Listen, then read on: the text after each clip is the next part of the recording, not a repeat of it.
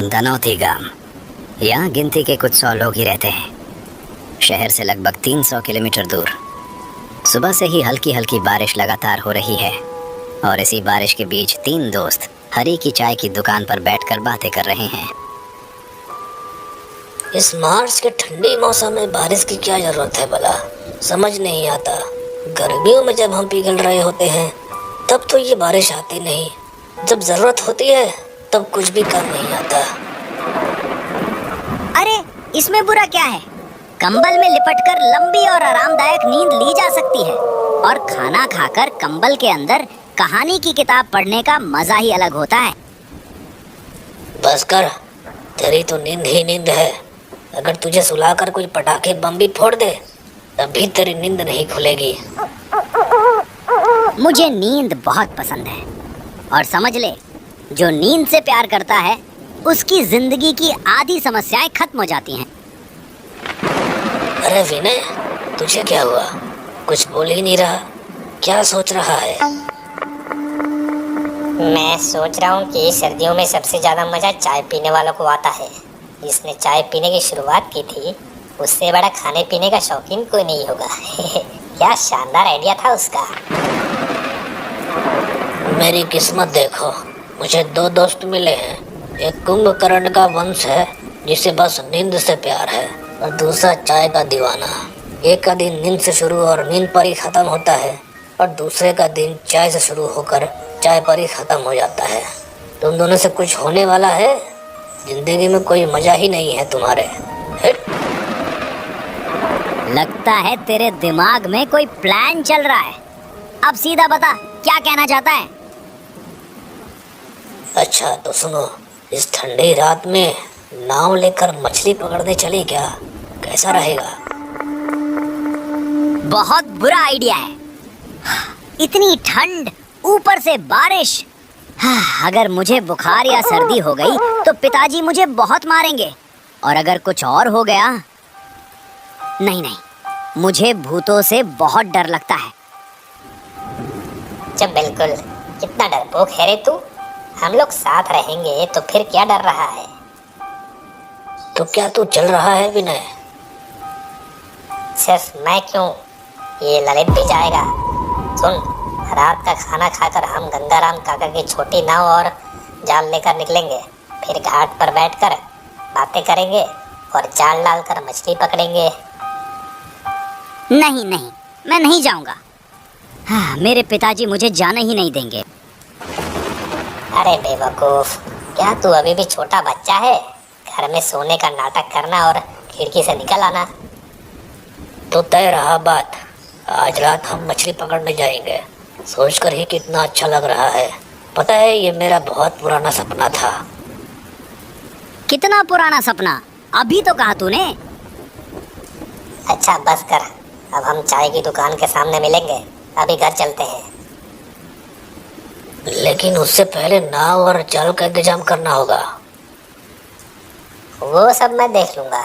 और तू इतना डरा हुआ क्यों लग रहा है? हर चीज से डरता है, डरपोक कहीं का। अब विनय, बकवास मत कर। मैं बिल्कुल भी डरपोक नहीं हूँ। मेरे अंदर बहुत हिम्मत है। तो ठीक है, महान वीर ललित चौधरी जी, आप आज रात मछली पकड़ने आकर अपनी बहादुरी दिखाएंगे। ठीक है, मैं भी आऊंगा।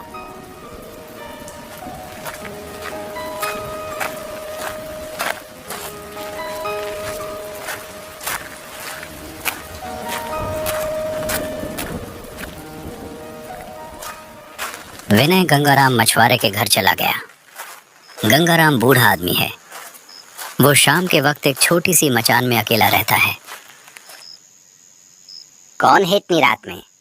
अरे छोटे बाबू, आप इतनी रात को मेरी इस छोटी सी झोपड़ी में कैसे? कुछ खास नहीं, आज रात मुझे आपकी नाव और मछली पकड़ने का जाल चाहिए। हम दोस्त मिलकर नदी के घाट पर पूरी रात मछली पकड़ेंगे। दे दीजिए ना काका, मैं आपको 300 रुपए दूंगा। चलेगा ना? क्या कह रहे हो छोटे बाबू? रात में मछली पकड़ने जाओगे? ये बिल्कुल आसान काम नहीं है। तुम लोग दिन में मेरे साथ चलो। नहीं, हम रात में ही जाएंगे। और आज ही जाएंगे। मैंने दोस्तों से वादा किया है। काका मना मत कीजिए, कृपया मान जाइए ना।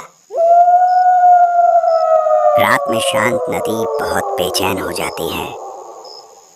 रात गहरी हो जाती है और ऐसी चीजें भी दिखाई देती हैं जो बहुत भयानक होती है। उन्हें सहने की उम्र और ताकत तुम लोगों में नहीं है। अब बस ये बताइए कि दोगे या नहीं? मेरे दोस्त मेरा इंतजार कर रहे हैं। अरे गुस्सा क्यों हो रहे हो? मैंने कब मना किया? अच्छा ठीक है, ले जाओ। वहाँ कोने में जाल रखा है और नाव घाट पर बंधी है। धन्यवाद काका, आप बहुत अच्छे हैं। ये लीजिए काका, पैसे लीजिए, ये आपका किराया है। अच्छा मैं चलता हूँ।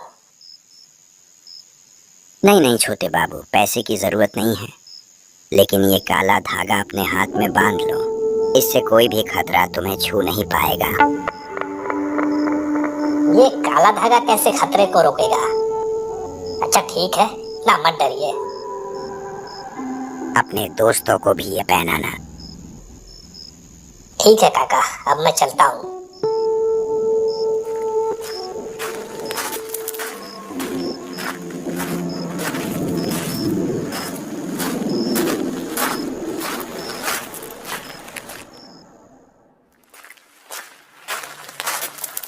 विनय जाल लेकर चाय की दुकान के सामने आया और देखा कि सार्थक एक बैग लेकर खड़ा है।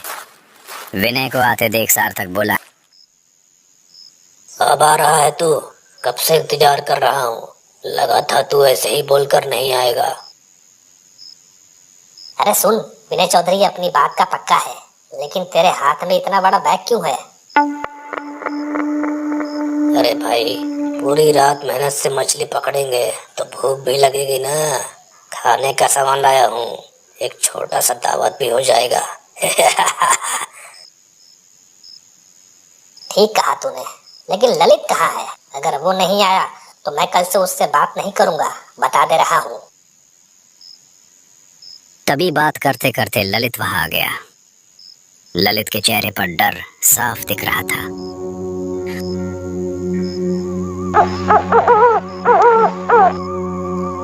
क्या हुआ रे? तू तो बहुत बहादुर बन रहा था, जल्दी आ। अरे विनय, तेरे हाथ में ये काला धागा क्या है? क्यों पहना है?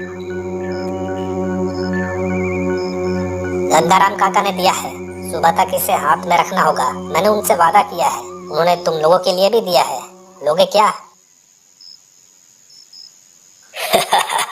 अगर इससे खतरा रुक जाता तो दुनिया में कोई मुसीबत ही नहीं होता। ये सब लोगों का अंधविश्वास है। जो भी हो मुझे भी दे दे विनय, मैं पहन लेता हूँ। सार्थक पहन ले तू भी।